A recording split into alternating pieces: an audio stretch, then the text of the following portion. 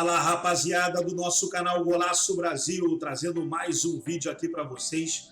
E nesse vídeo trazendo aí o pós-jogo da vitória do Palmeiras sobre o Avaí, 3-0 no Allianz Parque.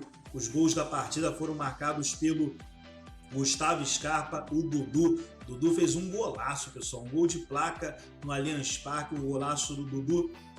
E o Vanderlan fez o terceiro gol, tendo aí uma assistência do Hendrick, que é a joia do Palmeiras. E o Palmeiras muito forte aí para conquistar o Campeonato Brasileiro 2022. Está disparado aí na liderança do campeonato, ninguém segura o Verdão, está embalado e com certeza aí vai levantar esse troféu que o Abel Ferreira ainda não tem, né?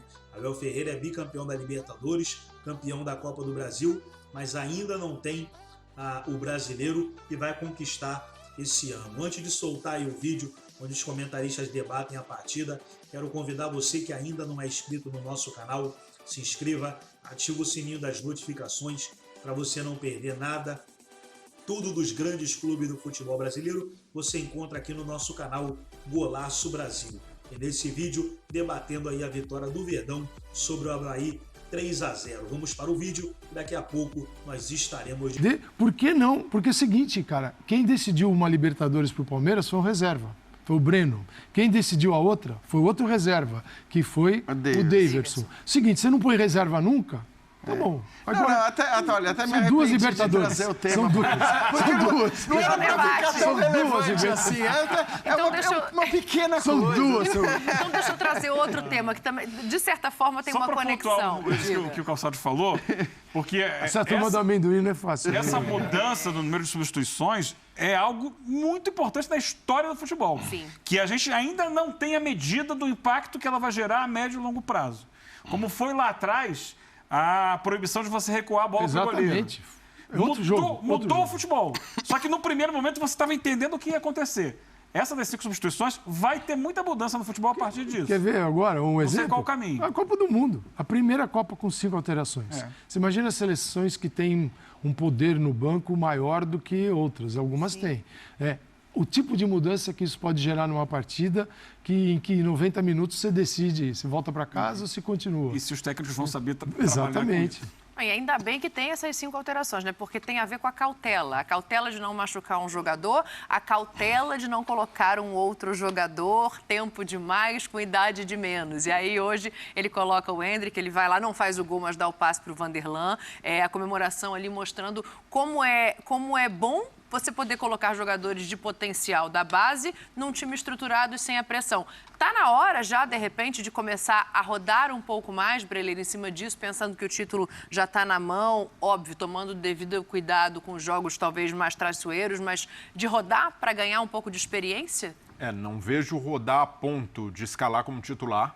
Ainda é cedo, o Palmeiras tem de tratar com seriedade o campeonato, mas sim de aumentar a minutagem, de aumentar o espaço. E ele tem feito isso gradativamente com o Hendrick. O Hendrick entra hoje, novamente, com esse cenário favorável, tem oportunidades. É claro que é natural para um garoto de 16 anos ter ansiedade de querer marcar o primeiro gol, de querer se antecipar numa finalização, mas hoje, para mim, ele demonstrou ali o faro de atacante. O cara que tem a oportunidade de girar e bate, de incomodar zagueiro. Isso aí é uma virtude dele. É um cara que se movimenta demais e não tem medo de dividida, chega em todas as bolas. Então, por mais que o Abel, num primeiro momento, fosse cobrado por colocar o Hendrick, que tem de entrar, e as pessoas vão dizer, tá vendo, deveria ter entrado antes. Não, esse processo tem mostrado que o Abel colocou no momento certo. E a gente já percebe também até um amadurecimento do Hendrick. Hoje, no lance da assistência, na estreia, ele peca ele tinha menos ângulo nessa, mas ali ele bate já cruzado para tentar assistência e não para o gol, e não buscando essa finalização. Já começa a ter um entendimento maior do time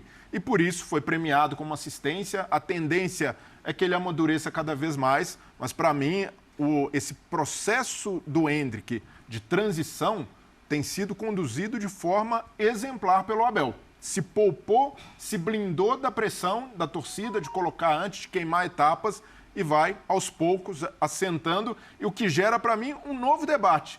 O Rony foi o substituído hoje, é um jogador que dificilmente no Palmeiras, ao contrário do Dudu, descansava, até por não ter alguém com uma virtude parecida no ataque, e o Endrick já tem essa característica de mais intensidade, de mais movimentação, algo parecido com o Rony, que se encaixa mais no estilo do Abel, e até por isso, mesmo que o Endrick ainda não tenha marcado, para mim essa pequena amostragem, essa amostragem curtíssima, já deixou uma melhor impressão do que Merentiel, do que Flaco Lopes, do que Rafael Navarro. Não é necessariamente pelo que ele está gerando de impacto de jogo. Ele cometeu erros, mas a torcida tende a relevá-los porque entende a idade, porque entende que há uma expectativa diferente, sobretudo de reforços que chegaram para ocupar a posição e possivelmente serem titulares.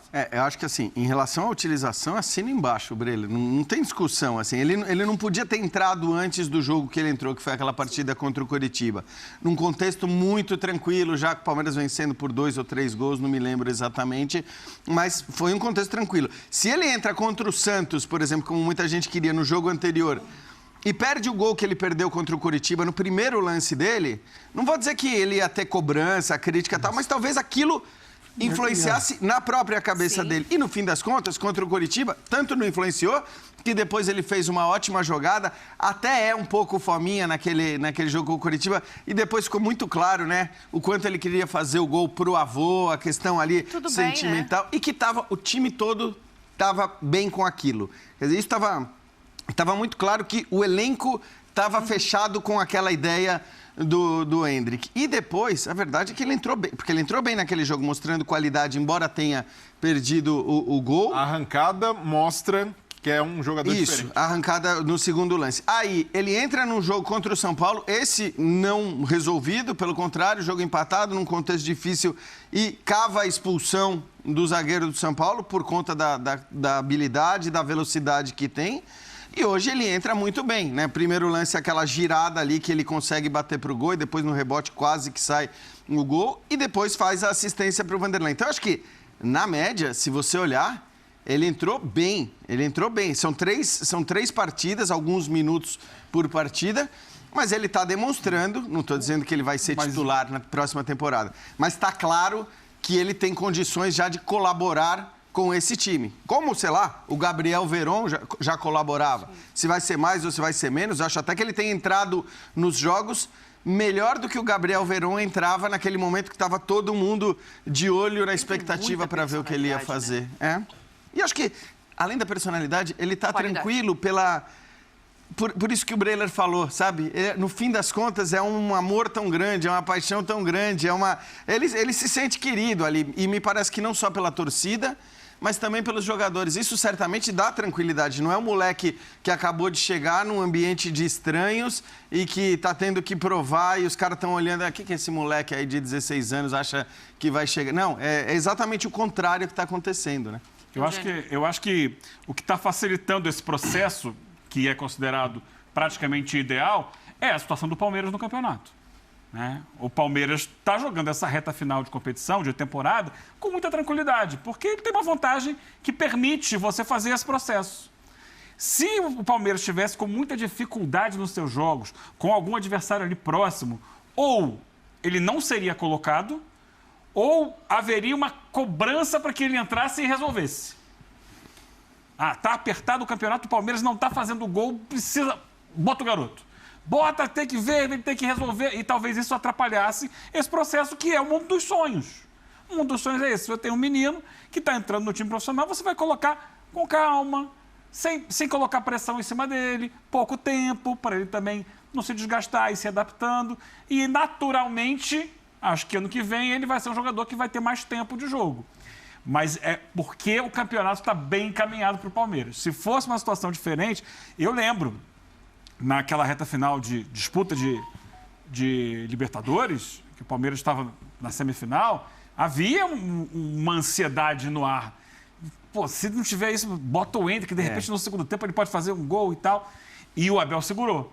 Então, acho que ele estaria segurando também a essa altura se o campeonato não tivesse resolvido. Ele segurou no campeonato enquanto o campeonato estava desse jeito, né, Eugênio? Acho que você, e aí não teria essa possibilidade de fazer essa transição. Enquanto tinha a tensão ali, porque convenhamos, a tensão baixou muito a partir do momento, acho que talvez tenha sido o jogo com o Atlético no Mineirão. A partir daquela vitória com o Atlético no Mineirão, eu acho que o título ficou muito mais encaminhado. E a partir dali é que o Abel cogitou utilizar o Endrick. Até então ele praticamente não cogitava, nem mal levava, né, para os jogos. Só uma informação até em relação ao que o Breiler falou.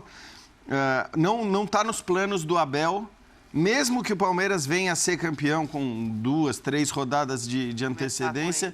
Não, começar com ele, talvez com ele especificamente possa acontecer. Mas aquilo que o Palmeiras fez, por exemplo, no ano passado... Botou todo mundo para jogar. De botar todo o time sub-20, garotos, molecada, porque dessa vez o período de férias, até por causa da Copa do Mundo, é um período que vai ser respeitado. Então eles vão ter 40 dias, se não me engano, de férias. Então vai ser uma coisa tranquila e ele não vai precisar... Não tem que correr para a temporada seguinte, né? Claro que sim, né? O teste de um ou outro, até para ele saber com quem ele pode contar... Ele pode fazer, mas aquela coisa de botar toda a molecada na reta final... O que ele tem as contratações do Palmeiras são contratações para desenvolver o jogador. O Vinha, o Piquerez, a Tuesta, você tem o Merentiel, o Flaco Lopes, todos os que chegaram tem... Aquele nome que vem, você fala... Cavani. Aqueles papos de Cavani, exato. Do nome que vem, você fala, vai ter que... Joga porque... não sente, já tem uma carreira desenvolvida, pronta, tal. Esses nomes não são nomes que o Palmeiras contrata. Pelo menos não foi assim até agora. Então tá aí, pessoal, o vídeo da ESPN Brasil, todos os créditos, direitos autorais e agradecimentos. Estarei deixando o link na descrição desse vídeo, onde os comentaristas aí falaram sobre a vitória do Palmeiras, 3-0 sobre o Avaí e o Verdão embalado aí no Campeonato Brasileiro, rumo ao título 2022. Gostou do vídeo? Deixa o seu like, se inscreva no canal, ativa o sininho das notificações. Forte abraço a todos e até o nosso próximo vídeo aqui no canal Golaço Brasil.